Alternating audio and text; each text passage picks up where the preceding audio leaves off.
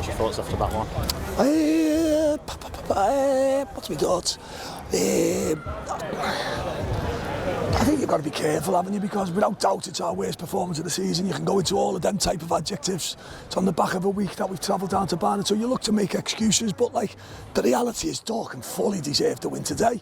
From start to finish they were better than us in every department. They were more hungry, everything that I like to see in a football team Dorking had.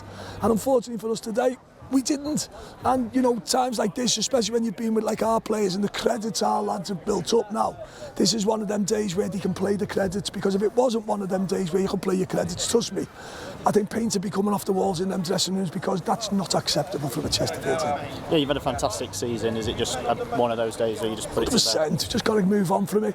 It irks me because I wanted to win today to be 26 points clear, which is absolutely frightening, isn't it?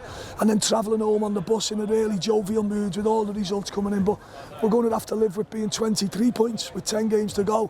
And that's the players that have done that, lads. I can stand in front of you and, you know, I don't like doing interviews anymore because I feel that negativity in football is just everywhere every week.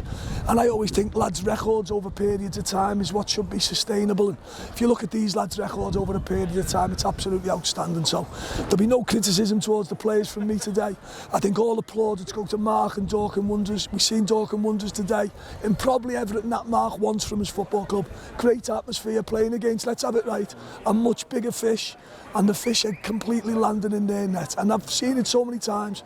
You know, you don't start games properly, you don't turn up, you get what you get, and it's exactly what we got today. Did the pitch have anything to do? Oh, listen, you yourself have got no problems with the other teams. Dorking have had a poor run latterly, haven't they? So other teams haven't had a problem playing on it. We just struggled with everything today, and that means you must compliment the opposition. I think in football today, where everything's about coaching and tactics and formations, I think we negate what hunger and desire is in a football match. And today we've seen two teams, and I don't mind saying it, one full of hunger and desire, and the other, in my way, looking like it was a chore to play. So that's something that I have to live with. Yeah, is that the most disappointing thing today? Yeah, Just because... by far I'm the most disappointed I've been all year. I live with defeats in football. There's no team, there's no club in the country. Man City had 3 or 4 defeats in a week, 10 days. It's football. And when you're a big fish, everyone wants to catch you. And that's Chesterfield. You see the atmosphere in the stadium today, but you've got to, when you set standards at your club and everyone speaks about standards, how often you can maintain them. And we hit a good standard Tuesday night at Barnet, and tonight it was probably felt like, oh, we've done enough in this division now. And like everyone knows, until it's done, it's not done. You know, and I have to be dead calm with, not calm with the players, because I'm fuming. You understand how I'm fuming. I don't like watching my team like that. I don't like seeing us getting beat in every duel on the pitch, and it takes 1 or 2 lads to come on, and you see bits of magic from 1 or 2 Dobras and different stuff from the other 2 young lads who come on. But we missed out on big stuff today that you can't. And to get the goal before half time, I felt we'd go on and win the game. I've got to say that. I thought kicking into our fans, we'll be fine.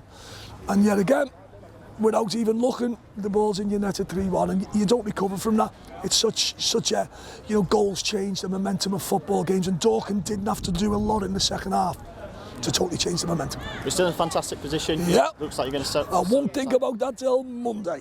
At the minute I want to sulk and be miserable. So I'll refuse to find what they do now to take the positives from it.